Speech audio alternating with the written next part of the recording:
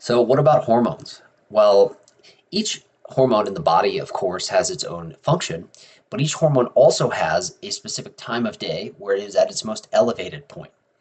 An example of this is growth hormone, which is a hormone that is responsible for how our muscles grow. It's actually literally a hormone that is responsible for increasing the amount of growth and repair that we experience following exercise or daily activities.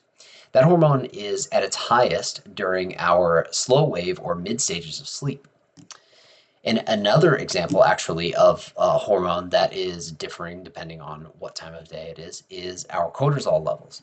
So, I've mentioned cortisol previously as a hormone that is responsible for feelings of stress, but cortisol is also associated with feelings of alertness. And it's typically at its most elevated point when we are just waking up. And so, after a period of disrupted sleep, we see that these hormones are expressed or elevated at the times where they shouldn't be.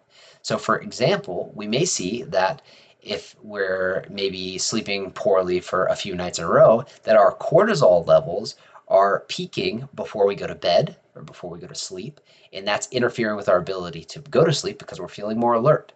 So, what this really shows is that our hormones are not just each doing their own individual function, but they are also importantly elevated at times to help our body move more effectively throughout our day.